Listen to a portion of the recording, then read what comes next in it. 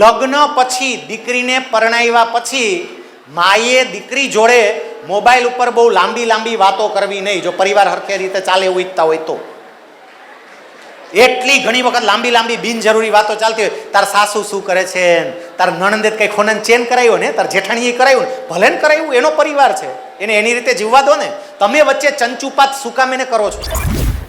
સાહેબ ખબર છે અહીંયા બેઠેલા માતા પિતાઓને મારે કેવું છે, આપણી એક પરંપરા હતી કે દીકરીને પરણાવે ને પછી દીકરીના માતા પિતા દીકરીના ઘરનું પાણી પણ ન પી શકતા, એવી પરંપરા. સમજો જે હું સમજાવવા માંગુ છું તે. દીકરીના ઘરનું પાણી પણ ન પી શકતા.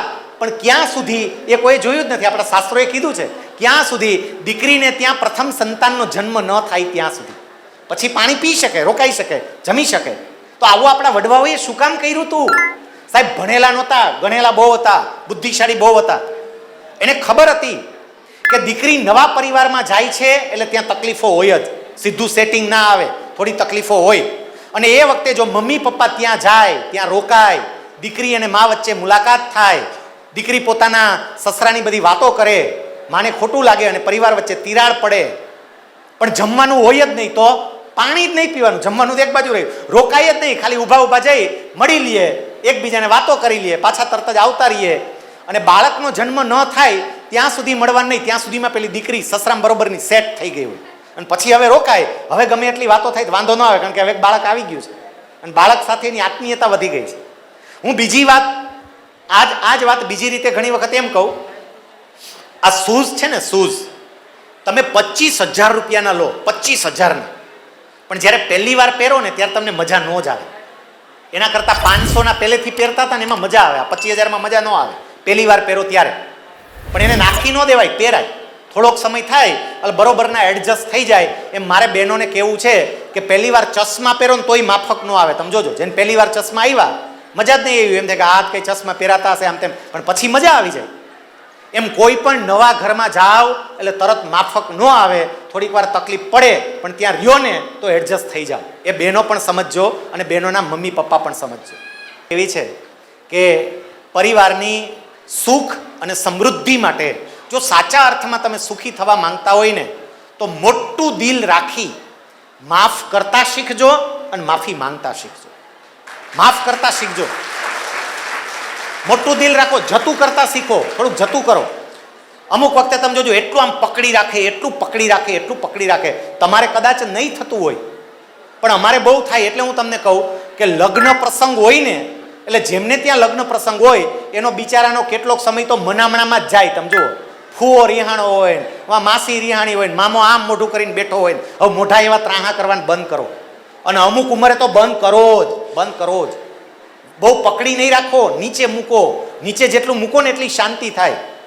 હું ઘણી વખત ઉદાહરણ આપું કે આવી આ બોટલ હોય, આવી મોટી બોટલ, આ નાની છે, મોટી પાણીની 1 લીટરની બોટલ હોય ને આમ પકડી રાખું ઊંચી, સમજો, અડધી કલાક, પોણી કલાક, કલાક આમ નામ પકડી રાખવાનું. થાય શું? મારો હાથ ધ્રુજવા માંડે.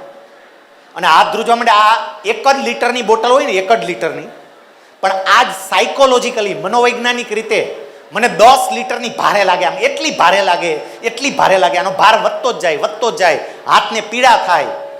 અને આનાથી મુક્ત થવું હોય, આ દુઃખથી મારી જાતને છોડાવવી હોય તો એને એક જ રસ્તો છે, અને હળવેકથી આમ હેઠી મૂકી દે, આટલો જ રસ્તો. નીચે મૂકી દો એટલે છૂટી જાય. સમજાય છે?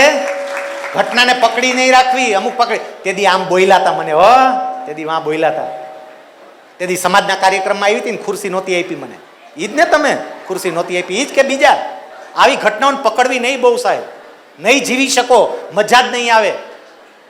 હું એક સાવ સામાન્ય સોનેરી વાક્ય કહું તમને, સોનેરી વાક્ય, મનમાં ભરીને જીવશો તો મન ભરીને નહીં જીવી શકો.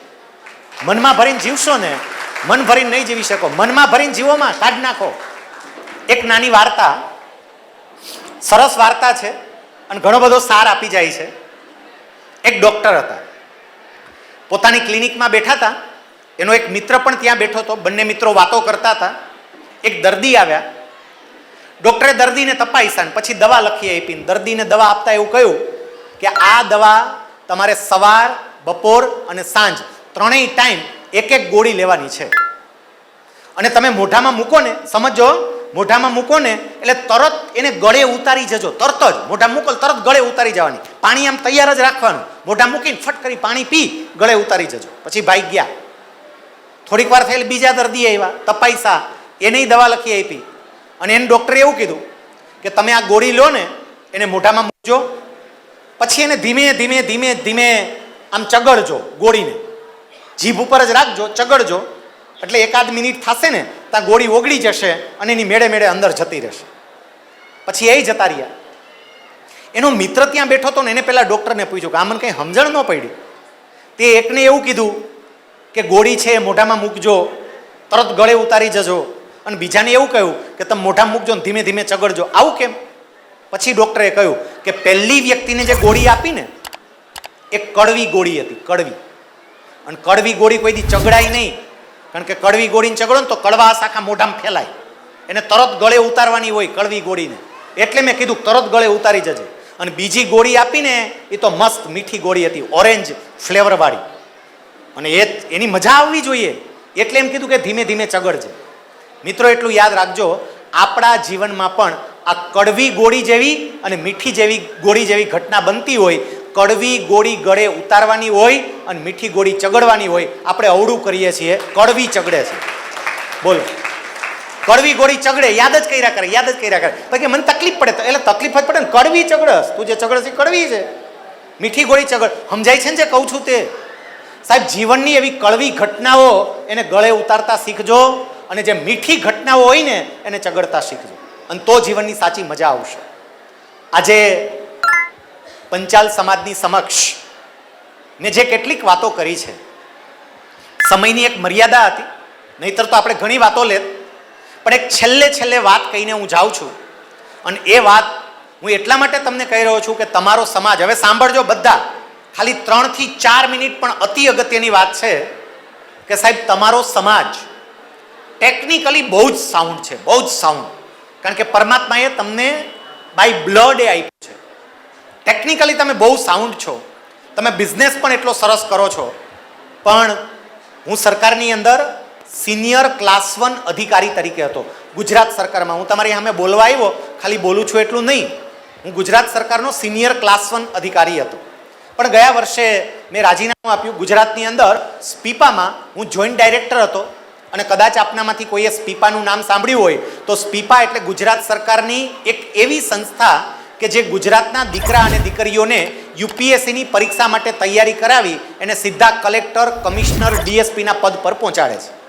આપણા ગુજરાતમાંથી દર વર્ષે માંડ એકાદો દીકરો કે દીકરી આ પરીક્ષા પાસ કરી શકતા હતા, પણ સ્પીપાએ પ્રયત્નો ચાલુ કર્યા, અમે ટ્રેનિંગ આપવાની શરૂ કરી, કલેક્ટરો જ લેક્ચર લેવા માટે આવે એ પ્રકારના આખા વાતાવરણ ગોઠવ્યું, અને એનું પરિણામ એ આવ્યું કે હવે દર વર્ષે આપણા ગુજરાતના એવરેજ 15 થી 20 દીકરા દીકરીઓ આ પરીક્ષા પાસ કરીને સીધા કલેક્ટર, કમિશનર, ડીએસપી બનતા થયા.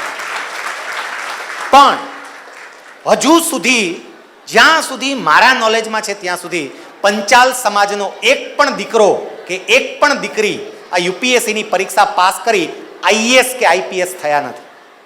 અહીંયા બેઠેલા જેટલા માતા પિતા છે, મારે કહેવું છે કે તમારા દીકરા કે દીકરીની આંખમાં આઈએએસ કે આઈપીએસ બનવાનું સપનું પણ આંજજો.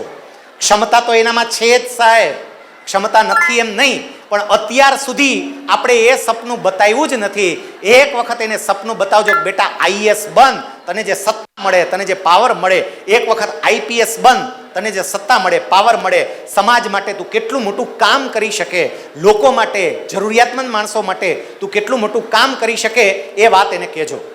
અને સાહેબ, જો તમે પ્રયત્ન કરો ને, જે દીકરા દીકરીઓને રસ હોય એને, રસ ન હોય એને કંઈ વાત નથી કહેતા, પણ જેને રસ હોય એ જો પ્રયત્ન કરે તો સાહેબ 100% તમારો દીકરો કે તમારી દીકરી પણ આઈએએસ કે આઈપીએસ ઓફિસર બને અને ભારત સરકારના ઉચ્ચ હોદ્દા પર, પાવરવાળી જોબ પર પહોંચે.